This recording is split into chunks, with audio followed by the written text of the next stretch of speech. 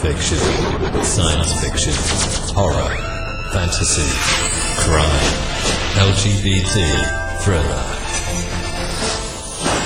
You have now entered the House of Mystery with your hosts, Eric Shapiro, David North Martino, John Copenhaver, and Al Warren. Heard on KCAA 106.5 FM Los Angeles, 102.3 FM Riverside, and 105.0 AM Palm Springs. Like in the 60s and 50s that were like, you know, like good girls in jail, reform school girls and stuff like that. Like, so when I was little, I was obsessed with that. I'm like, yeah, I want to be a bad girl. Oh, yeah, it's so fun. Al is going to love what I'm about to say. My mother loves those movies. That's her favorite thing.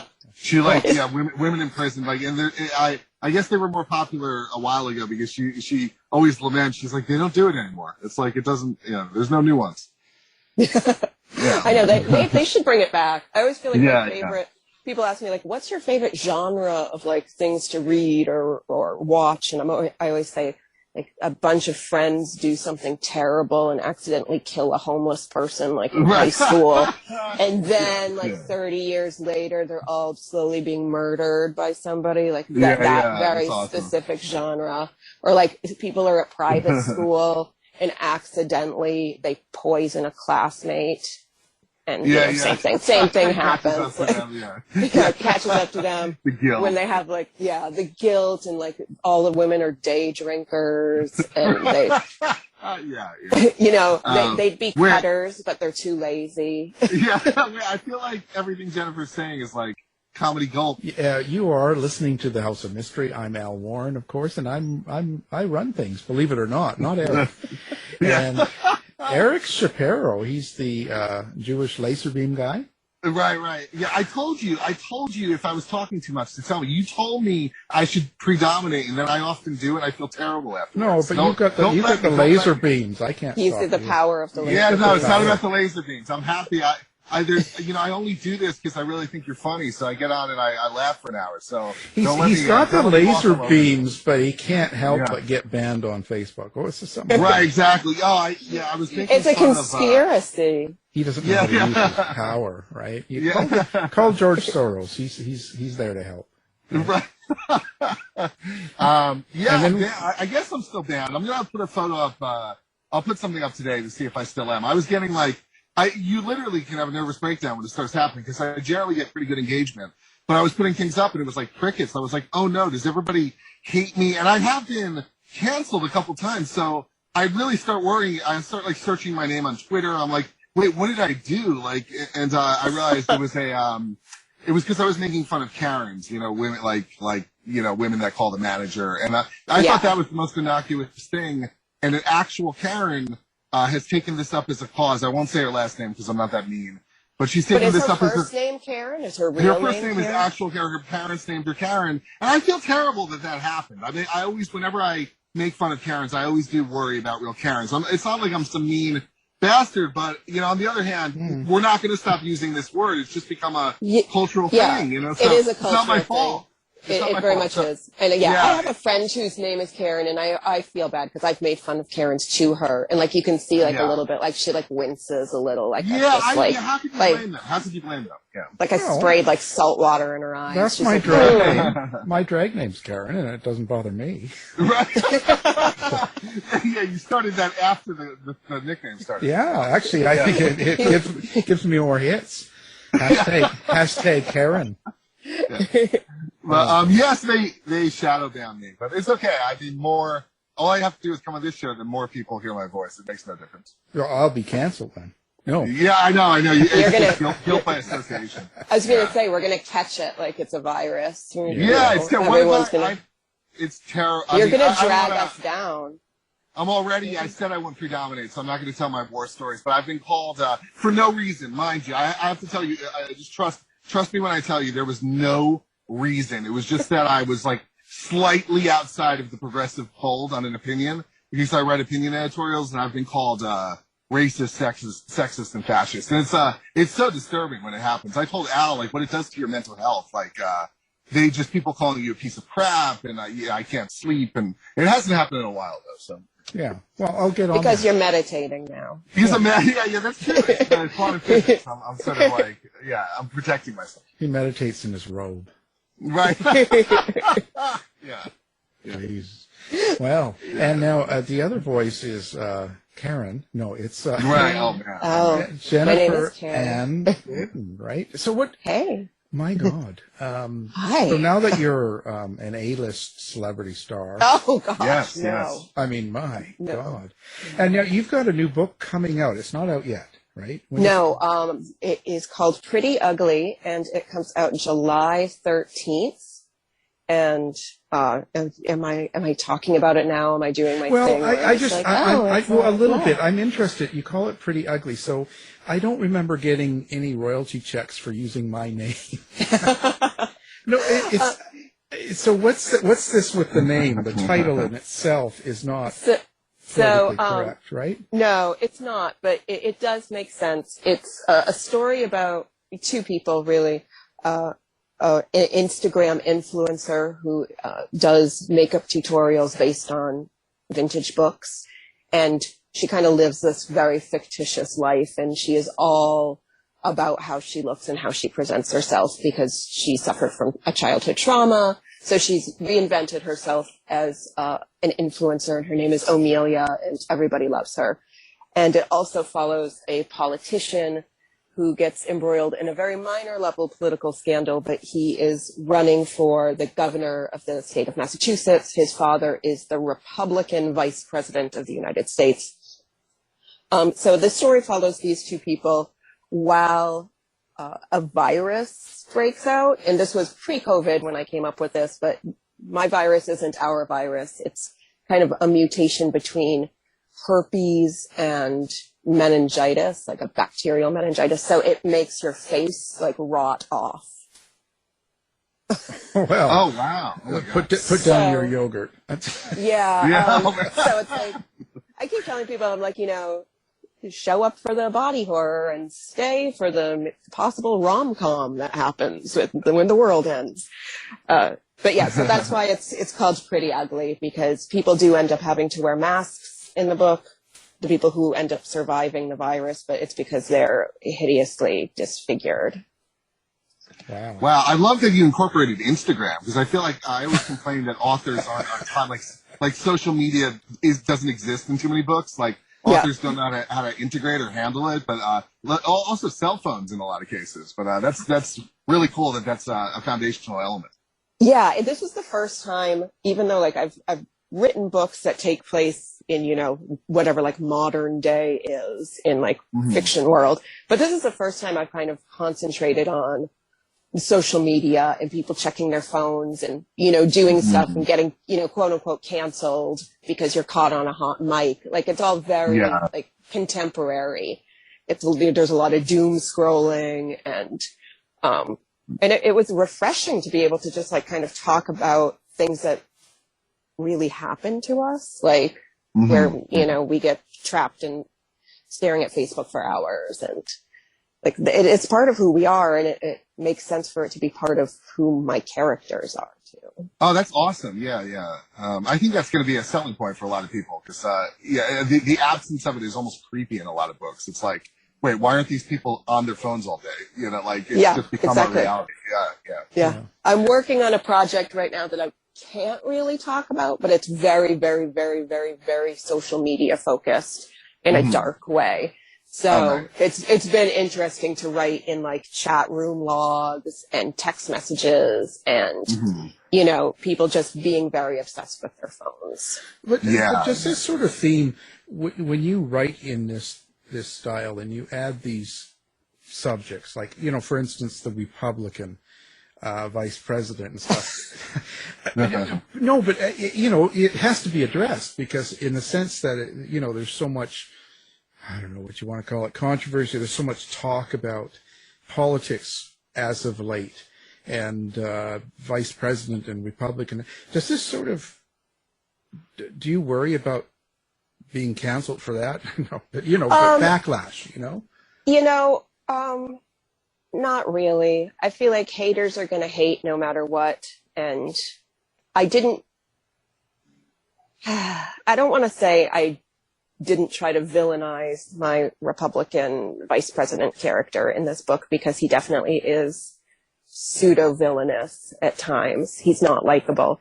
But I think I chalk it up more to like the father-son dynamic. And I don't talk about the politics as much, though.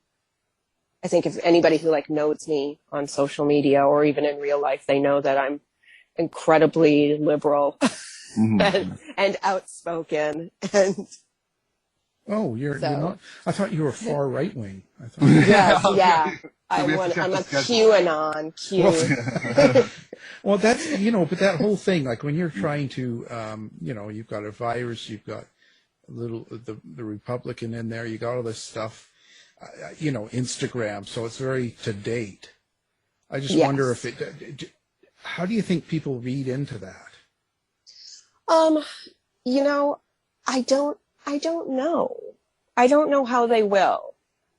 I've had my beta readers liked it. I've gotten some really great book blurbs from people like Wendy Webb and Sean Cosby, and nice.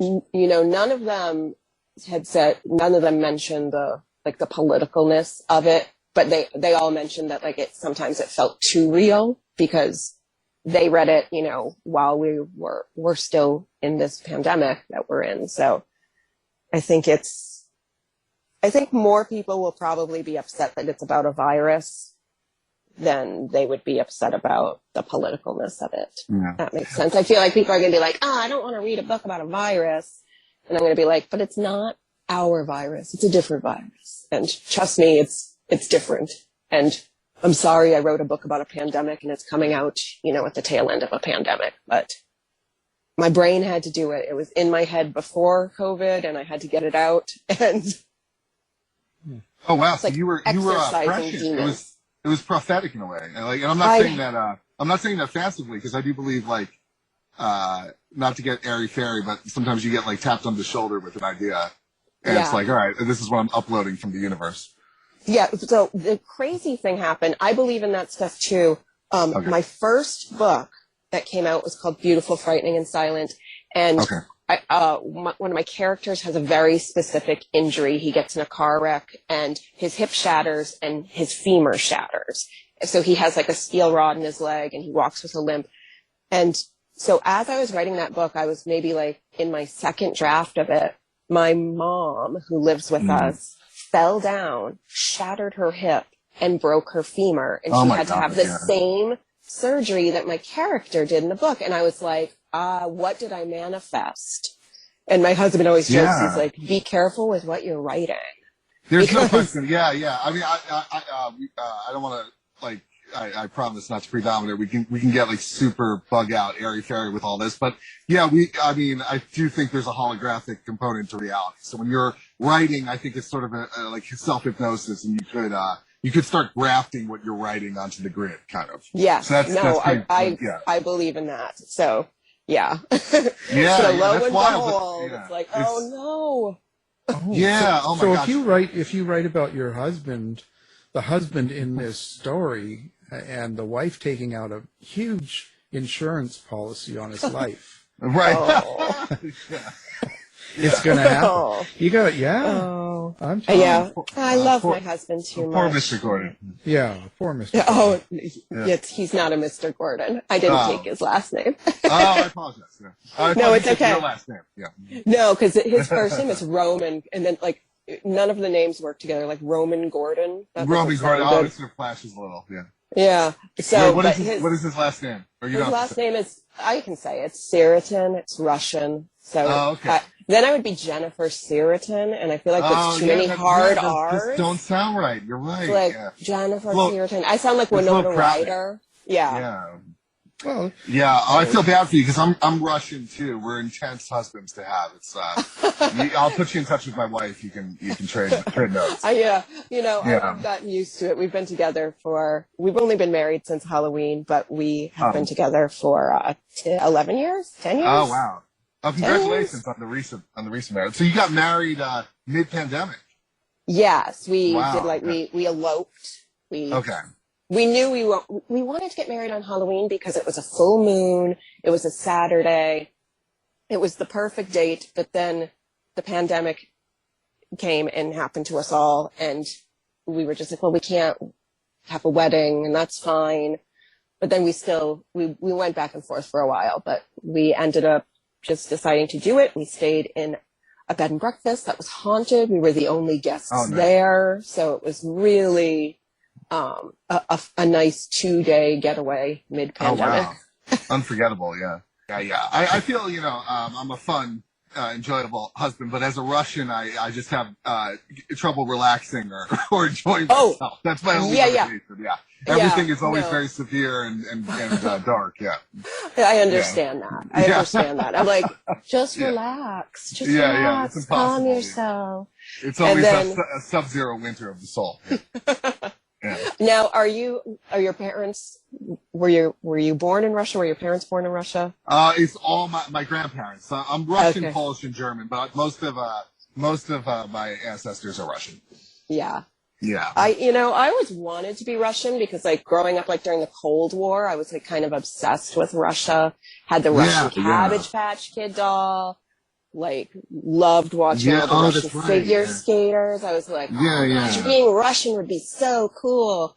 And, so again, I think I manifested, so I married a that Russian. Is a manifestation. Oh, you're not kidding. Because my wife, because I'm Jewish, my wife is black and Filipino, and we now live in the town where she grew up, and we have the local newspaper here, and we're part of this community, which is predominantly Asian. It's 70% Asian. And her growing up here, she was obsessed with Jewish people, and she never met one. Like, I'm like literally one of the only ones here now. Like, she loved Schindler's List. Like, she was very interested in the Holocaust, and then I feel she manifested me. So I totally believe in that stuff. Are you a New Yorker? Or you sound like an East Coaster. Where are you? I am an East Coaster. I'm in New Hampshire. You're in New Hampshire. So, but like 45 minutes from Boston. But most people, when they meet me, either online or in real life, assume I'm Jewish and from New Jersey. Yeah, it's funny because I'm from New Jersey myself. Yeah. Okay. You are. And people go, but like in a nice way. You seem like you're from Jersey, but in a good way. And I'm like, what does that even mean? I'll tell you, having grown up in Jersey, we were so made fun of growing up. Like, it was always a punchline, like, what exit, or like, we're all trash and all this stuff. I have to tell you, or it could just be a perceptual thing.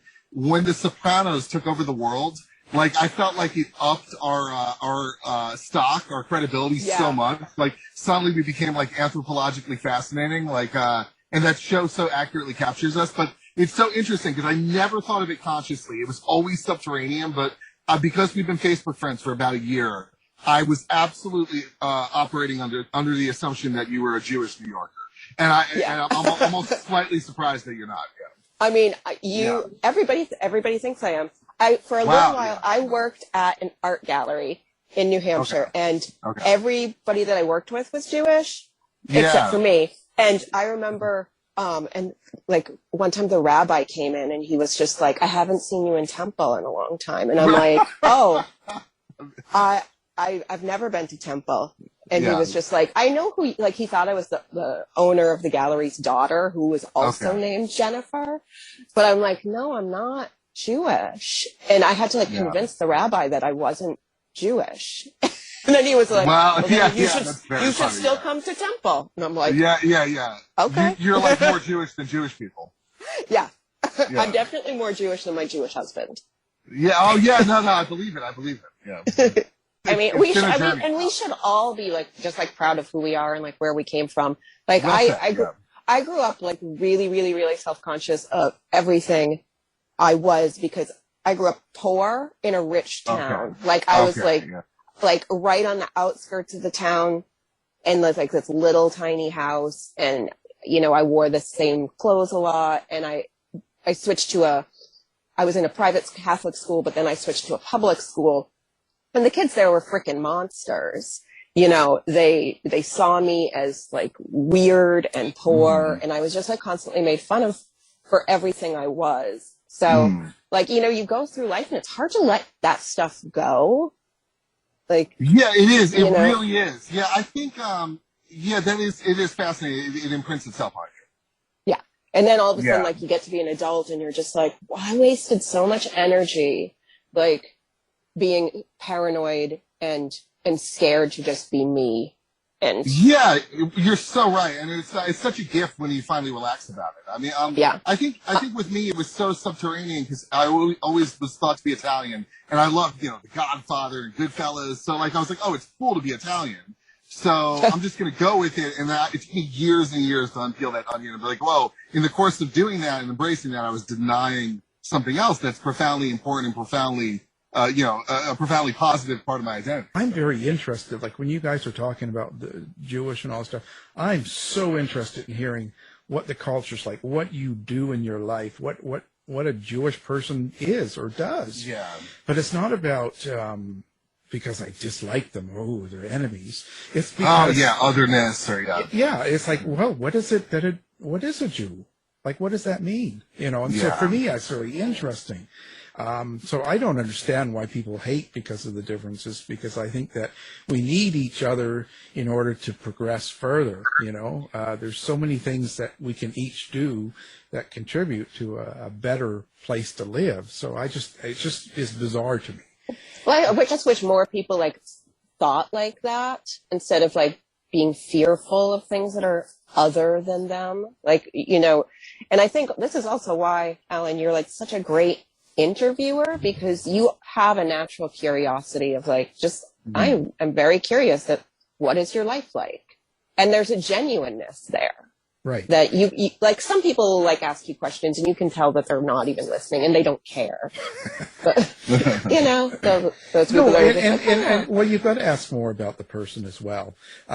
Because you are everything you do. So when you are putting out a book or you're putting out a movie or whatever's happening in your life, it's better to go deep into that person to find out who they are as a person and what makes them tick, because that's going to explain the book even better than them telling me the characters, Yes. Yeah, I think you're right. I also, when I buy a book, and this is also, even just talking to Jennifer now makes me, I've always wanted to read your work, Jennifer, but now it's more acute than ever.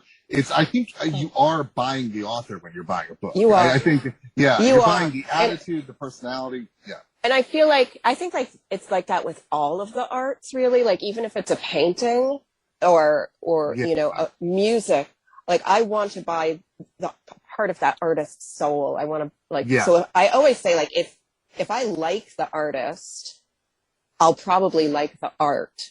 But if I meet the artist and the artist is a total jackass, I'm not going to buy the book. Or even if I did like the book before, it's going to be tainted a little bit. Like, but do you think that's a problem? Because that's going on a lot right now, where people all of a sudden, Woody Allen did this. And so what they used to call the best movie maker in the world is all of a sudden trash. And it's like, does it really change?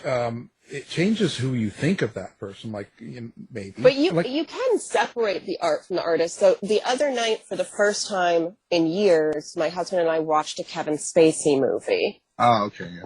And I was like, am I going to be able to look at him and still appreciate his performance? And I could. Yeah. I could. Like, I was just like, well, so, but I think I wouldn't actively support somebody that I didn't respect. Right, it's not like you'd be a cheerleader. That's a tricky one. Like, and Kevin Spacey is such a good example because I think he's one of the most talented people that was canceled. Like, he's a legitimately powerful artist. And it's interesting because I felt with that, I don't think I've sat through something, but I've caught things like, and I remember I caught his whole section of Seven. I'm like, this is better now because of what he did, which is a taboo thing to say, but. And then American Beauty, on the other hand, where he plays a person of more character, I felt like I caught a big strand of that too and watched it for like an hour, and he's magnificent, but I found it slightly distracting. Yeah. So we watched Glenn Ross, and he plays a jerk in that, so it was like really easy to just be like, that's fine.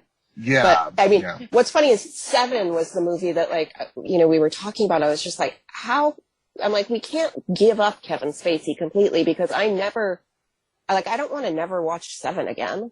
Right. Oh, yeah, exactly. It's like, and that's It's why. like, I'm going to have to, at some point in time, watch The Usual Suspects again because I want to. Oh, exactly. You said I couldn't agree more. It's interesting because there are certain people that say, "Oh, cancel culture doesn't exist," but I think what they're not. I mean, not only do I disagree with that, but in addition, the word cancel is being used ironically to an extent because you can't just delete somebody. It's not possible.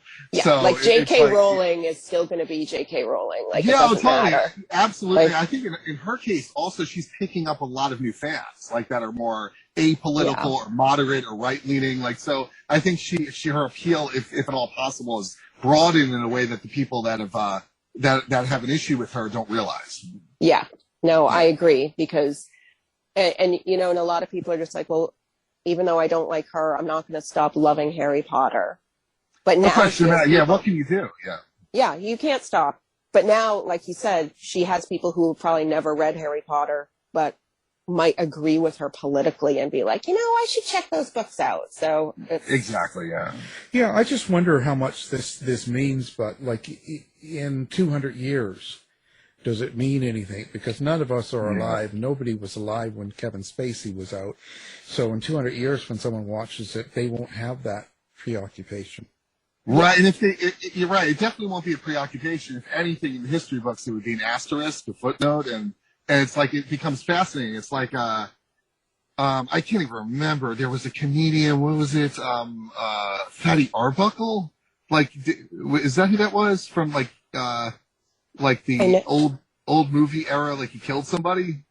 Oh yes, it is. Yeah, and it's like that's me because it's so long ago, and that's a whole other point also that Al's making in terms of as time goes by, like it's robbed of its emotion. So it's like it becomes a point of fascination. It's like, oh, that artist did something grisly, and that makes it, maybe that'll draw you to checking out the art, or maybe you'll stay away. But it's not like this alarmist thing that we have in the present tense. Exactly. Like, you know, nobody cares when they watch an old Joan Crawford movie that she was like a terrible monster. Like, I'll watch Whatever Happened to Baby Jane forever. Like, please, it doesn't matter if you...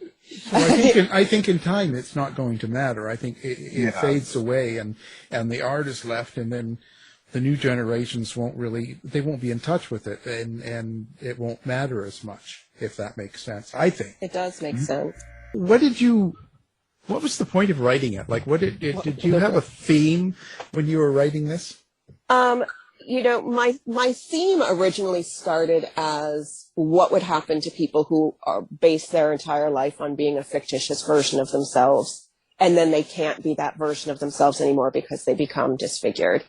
But then throughout the writing of it really became kind of a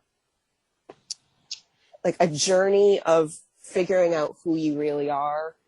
So both my main characters, each, you know, they don't know each other, but each of them have like a very severe loss in their childhood. And it's that moment that kind of shapes them into, I'll just be a different person. I'll be a fictitious version of myself, and then nobody can hurt me. So you know, thematically, it was about the world ending, but not just the world in general ending, but like their world, their fictitious world has ended. And the only thing they have left is actually who they really are. And it's about reconciling who you really are. Are you pretty? Are you ugly? Are you both? You know, are you destined to be alone because you can't love yourself?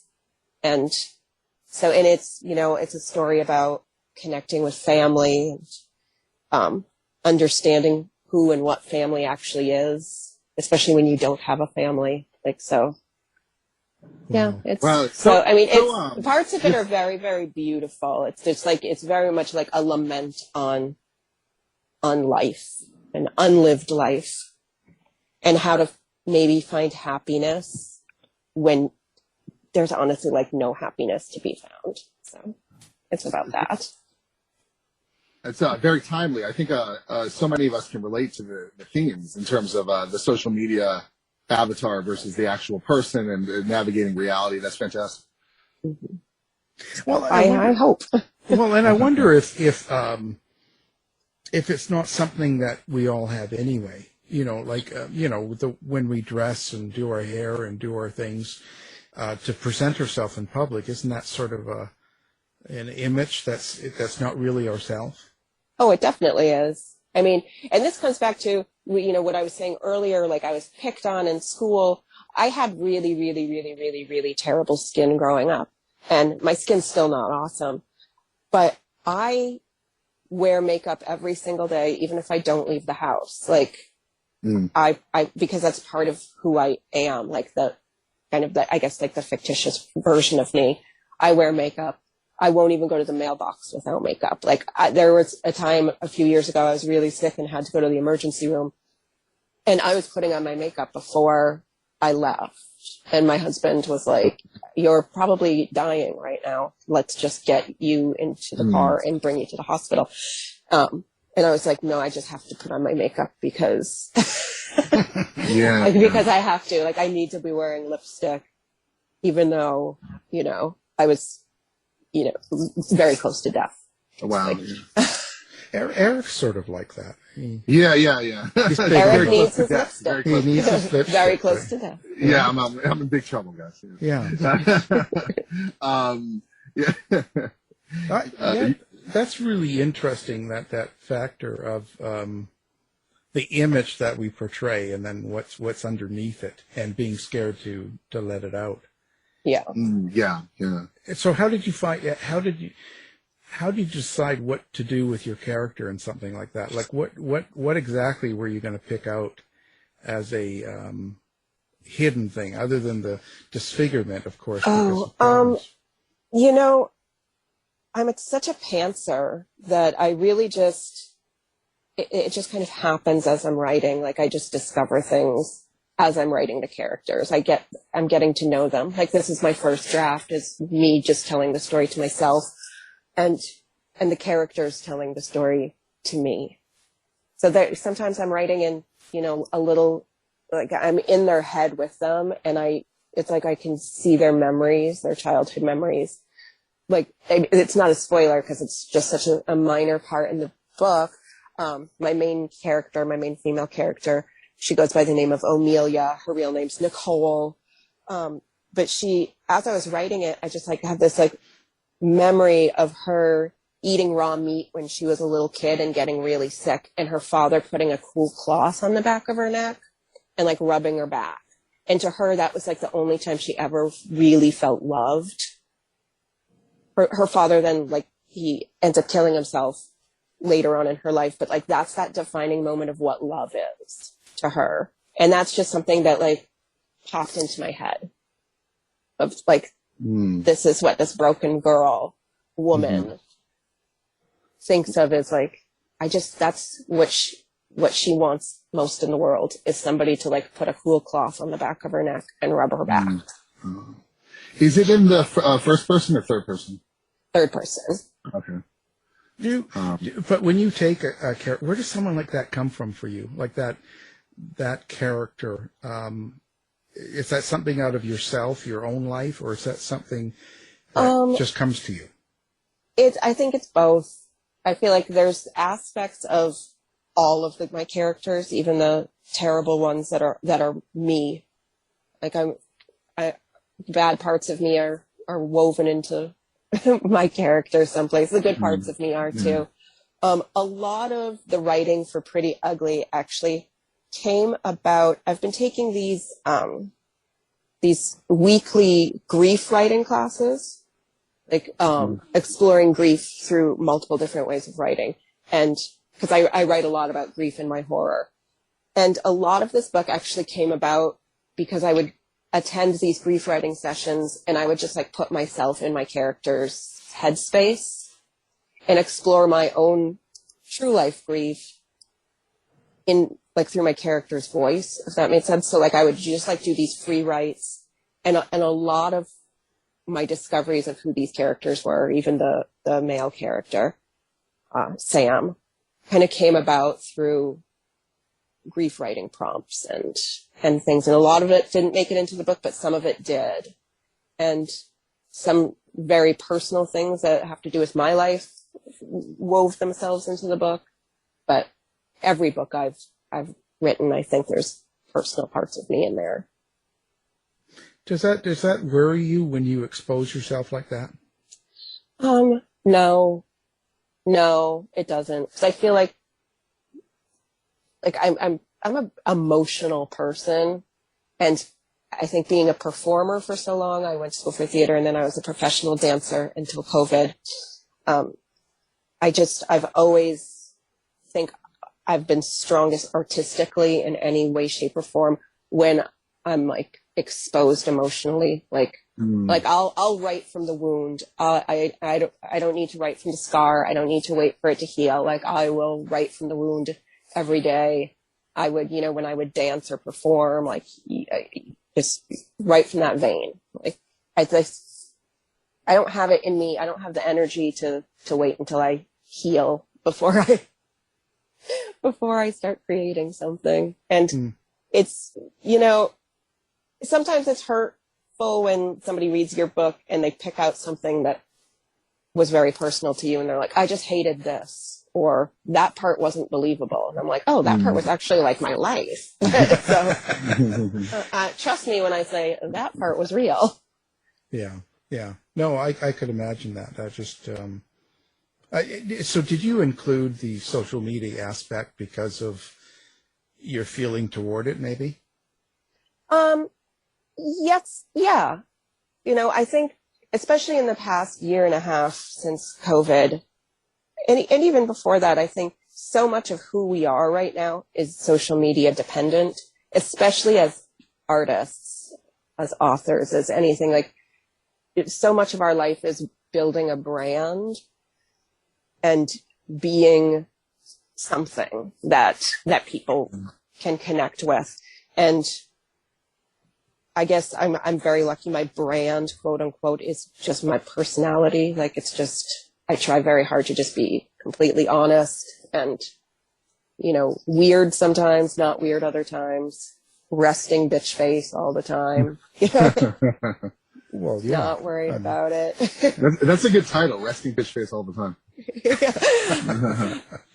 Constant. I just wrote something yesterday where I was talking about how tango's my favorite dance because I'm naturally frowny faced, and I refer to myself as having resting tango face. Oh, that's awesome. That's brilliant. That's even nicer, right? It is nicer. Well, so did you see yourself being a writer like years before? Like, because this is fairly new, recent. Yeah. I mean, I always wrote ever since I was little. Most of it was like a lot of poetry. I wrote a lot of poetry for many years, and some short stories that were, admittedly god awful and terrible. Like, cause I thought I was being edgy when I was just like, oh, I'm going to write this story, but from like the point of view of the sexual predator. Like nobody wants to read that, especially like I was like 18 thinking like I was cool. And I wrote a independent comic book for a little while. So I always wrote, but then somewhere along the way, I lost my confidence and stopped writing. And I kept telling myself, oh, that's just not something you'll ever do. It's not something you'll ever do.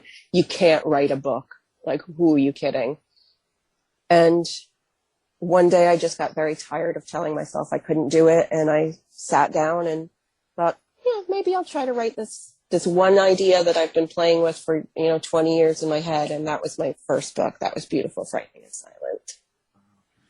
This is your, Pretty Ugly is your second book. No, Pretty Ugly is my fourth. Oh, sorry. Okay. Oh, that's I have so two it's books. Recent. It's a recent part of your life, but you've been very prolific. Yeah. Yes. Okay. Yeah. Wow. And I think people are like, oh gosh, you're so prolific. But my second and third books, that's actually like one book. Like, okay. I consider it one book. It's like a 2-part thing. But, when you're like indie published, like sometimes it's about like pumping out books fast, which I'm like, but I really can't do that. It's not sustainable. By the time my first book came out, I already had a lot of stuff finished. Got it. What are the titles of the second and third one? The second book is called From Daylight to Madness. Okay. And the third book is called When the Sleeping Dead Still Talk. And those are both, like Victorian era, gothic horror, like mental institution type of. Oh, wow. And just like upbeat, laugh. I love your I love your titles. They're all really poetic. Oh, so those three, Beautiful, Frightening, and Silent, From Daylight to Madness, When the Sleeping Dead Still Talk, those were all actual lines from poems that I wrote. Oh, very nice. Okay. That ended up like thematically working their way into the novels. Oh, that's beautiful. Okay. And Pretty Ugly is a great title also. Yes. It's, it's the right title for this book. Oh, excellent. When you go back and look at the earlier books, do you think you could have ever written them now again? I mean that, like, how would they be different if you were to write them now? Oh, I don't, they would just they'd be cleaner, I would say. I think, like as authors, you just you polish your craft as you go. So I think some of the, just structurally, they would be cleaner, but I wouldn't change any of them emotionally at all. I think they told the story that I always wanted to tell. Like in Beautiful, Frightening, and Silent, which was my first book, the one that it won the Kindle Award for Best Horror of 2020. That was my dream book. It lived in my head for 20 years. I tried to write it as a 3-person play. I tried to write it as a graphic novel. Nothing worked. But it works as a novel. And I wouldn't change. I don't like to think about changing things. It exists in the universe, and it's a snapshot of who I was when I was writing them. So I wouldn't write them differently. I would write them more cleaned up a little, grammatically. Right now I'm obsessed with using M dashes. So I would probably go back and change all of the commas to M dashes, and that wouldn't help. Yeah. Well, so do you find that a real important aspect for you? The technique, the grammar, all the technical parts of writing, or is it still about the story? It's still about the story. I mean, I know I should care more about the grammar parts and all the technical parts, but to me, it's the story, it's the characters. I do love language. I love molding language like it's clay, I just making it take different shapes. I'm still, I'm a poet at heart. So there's a lot of lyrical language, and there's a rhythm to the way I write with word repetitions and sentence length. And so. And what's the underlying theme? If someone takes home your book and reads it, besides the story itself, do you have something you want them to take away or think about besides the story? I think, honestly, the work, I think my overreaching theme would actually be grief and grief writing and how grief affects our lives. And it's not even just necessarily current grief, it's just how it shapes us. And because grief is a tidal wave. It can come and bowl you over, but it's also a street with a lot of potholes in it. Sometimes it's a story told by a schizophrenic. It doesn't make any sense. It's just, so yeah, I would say that everything I write is kind of an exploration of grief in some way, shape, or form. And grief doesn't necessarily mean death, because you can grieve anything. You can grieve, losing a job, or you can grieve the fact that you're heavier now than you were 5 years ago. You can grieve your body changing. You can grieve a life that you didn't live. So. Yeah, Eric has to grieve when they cancel the color of lipstick that is his favorite. It's not over yet. That's a day-to-day. That's the grief you live with always. Yeah. And honestly, I've been wearing the same color lipstick since I was in high school, and I'm always paranoid that they're going to discontinue it. Oh wow, yeah. And Al knows of what he speaks. Yeah. Just and I would die. The worst thing in the world for a woman is to go to get her lipstick and they've discontinued it. Oh, wow. Or for me, as being a curly haired woman, like finding the right products to like deal with my hair is a lifelong battle. And when they discontinue one of my hair products, it's like an 8-month process to like figure out a new combination of conditioners and things that somehow fix the curly hair. Oh, wow. No, it happens to me all the time. Yeah. Al has a nice full head of curly hair. Yeah, everybody thinks he's Jewish. Yeah. Yeah. That's what they, wow. So it sounds pretty deep. How does, like when you go into a book like this, and you did Pretty Ugly, at the end of it, like, you know, so you've put it out, and how has this changed you, do you think, or is it too soon to tell? I think it might be too soon to tell. I feel like I miss my characters so much when I stop writing them. And I always have to take like a mental break because I don't know who I am without them for a little while. So I can't like go right into another project. But I think Pretty Ugly changed me because I feel like it brought out a less cynical side of me. And there's like a strange romanticism in Pretty Ugly that I wasn't accessing that part of my emotions in my brain. And I guess like believing in self-forgiveness, like it was all of that. Humans are pretty complicated, aren't we? Yeah. We're screwed up. Well, yeah, because, you know, my dogs just kind of go about each day as it's a new day and put the past in the past. You know, it's kind of, I love my dogs because they take me back to now. You know what I mean? Yeah. Because they're just present. They're just. Yeah. It's about now. It's not about what happened yesterday or what's going to happen tomorrow. It's about, well, let's play with that ball now. You know? Yeah, but they also have no goddamn responsibilities. Come on. Well, I would be pretty happy if you provide the food. Come on. You provide the food. You pet them. Yeah. Toys. Yeah. Let's not aggrandize them, for heaven's sake.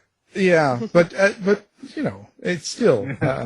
I find it's just interesting how deep it goes. So where do you go from here? So I am working on a project now that I cannot talk about. Oh, she'd tell you, but she'd have to kill you. Yeah. I mean, so I will say it's not a horror novel. So I guess I could say that. It's like my first time not writing horror. It's still dark, but it's not horror related. So I'm about 60,000 words into a total vomit first draft. And what's the time frame on something like that? How do you have one, or is it?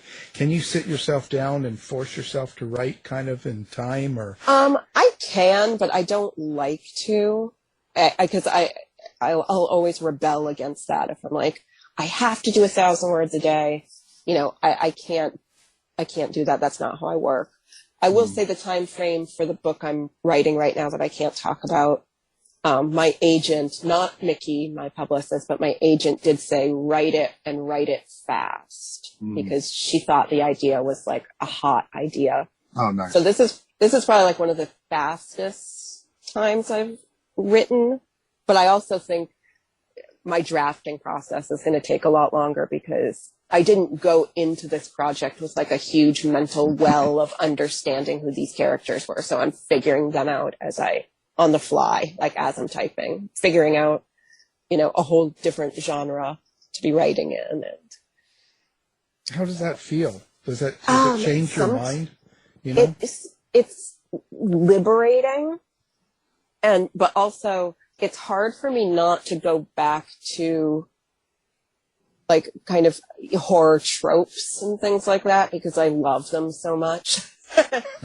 And I keep thinking like, I should just add like a ghost in here. And I'm like, no, don't add a ghost. That wouldn't even make sense. But so it's when the writing's going well, and I think this is the same for like any project, when the writing's going well, it feels great. And then there's days where you just don't have words. Like, they're just not there. Yeah. Story of my life. Wow. Well, this is pretty amazing. So now let's talk about where people find Jennifer Ann Gordon. Oh, the easiest place to find Jennifer Ann Gordon is actually at jenniferanngordon.com, my website. That has links to all of my social media, so you can choose where to benevolently stalk me. I'm not on Twitter a lot because it gives me like rage-induced panic attacks. Yeah. Good move. So I do have a Twitter account, but don't expect anything from it really, except the occasional retweet of a meme. But I am active on Instagram. If you like dogs, follow me on Instagram because I take a lot of pictures of my dog.